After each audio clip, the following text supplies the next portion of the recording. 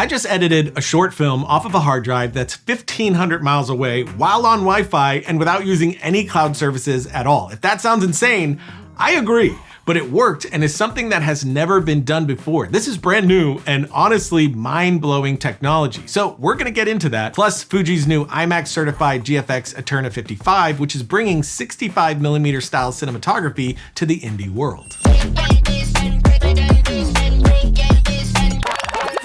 Strada just put out their launch video for Strada Connect, which I was able to take part in and be the remote editor for the short film that we used to test this new tech. But I want to talk about what it was actually like to use this thing, because the promise of this tech is nuts, and it delivered. So here's the basic idea. Strada Connect is a virtual file system, meaning someone can plug a hard drive into their computer in Los Angeles, and I can mount that drive on my desktop in Dallas as if it was connected directly to my machine.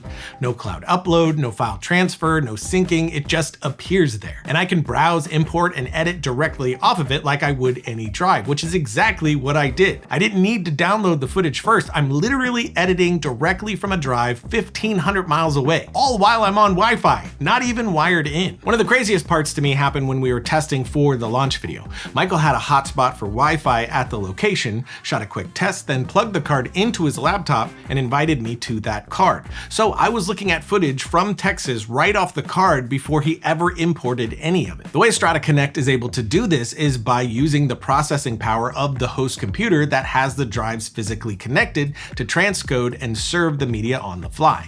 So it's looking at whatever internet connection is available on both ends and converting your files in real time to be compatible with that bandwidth.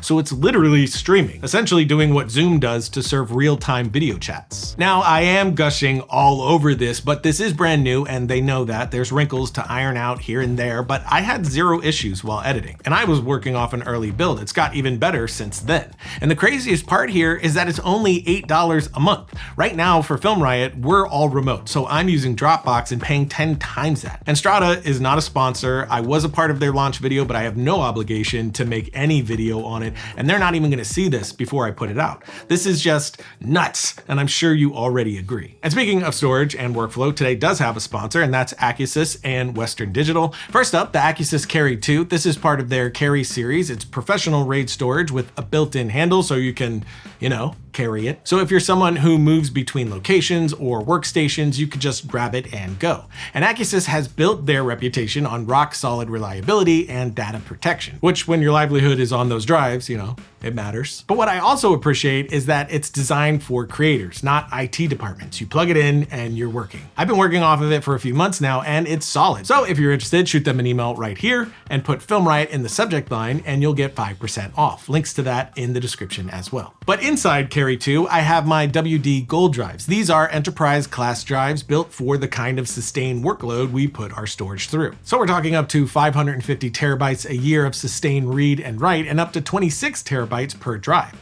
So if you're working on long form projects, multicam shoots, or heavy VFX pipelines in Resolve, Premiere, whatever, these are built for that abuse. WD Gold has been tested and validated across RAID configurations and enterprise storage solutions, so it's nice to have the peace of mind that your footage is safe, and WD drives have been my go-to for over a decade. WD Gold is available on Amazon and Micro Center, links below for all of that as well. But now, let's talk about that new Fuji camera for a minute.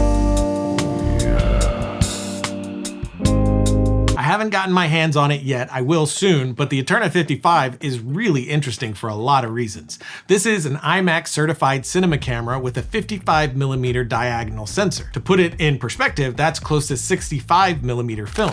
Think Lawrence of Arabia, Oppenheimer, Sinners, that sort of territory. Michael does a really great breakdown in his video on what that sensor actually does to the image, and it's not just resolution. Because of the crop factor difference between this and something like an Alexa 35, the same lens on the Eterna gives you a wider field of view, which means you can get closer to your subject on a longer focal length and still get the frame you want. And that changes the depth of field, the background separation, the way the face is rendered, just the entire character of your shot. So in order to match the exact framing we set up with the Eterna 55, we had to pull the dolly back about 2 feet. So from this perspective, we can use our overhead camera to help us match our original field of view. The camera focal plane is moving back from 11 feet 8 inches to 13 feet 7 inches. And here's the Alexa 35 with the Ultra Panatar 2 40mm, and it looks great.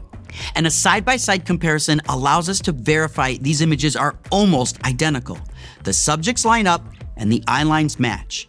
But if we go full screen and we switch between them, even though the subjects are the same size, the backgrounds begin to change dramatically. And remember, the Eterna 55 is closer to these subjects on a longer focal length, whereas the Alexa 35 is further from the subjects on a wider focal length. This shows how significant the crop factor is. They also paired it with Panavision's Ultra Panatar 2 anamorphic lenses, which have a 1:3 squeeze, and when you combine a 1:3 squeeze with a 1:3:3 sensor, you land almost perfectly at 16:9. So you're using the entire sensor, landing on 16:9, but getting anamorphic characteristics. And it's a really beautiful and unique look. I especially like how it handled faces in close-ups. Again, I haven't gotten my hands on the camera myself, but all the footage I was working with has me itching to take it out for a test drive, which I should be doing soon. But the main thing here really is the workflow issue that Strada is about to solve for a whole lot of people. It's the kind of tech that might not be flashy, but will change how we work for the better. And the Strada team also just released 2 videos. One is the launch video that goes way more in depth on Strada Connect than I did here,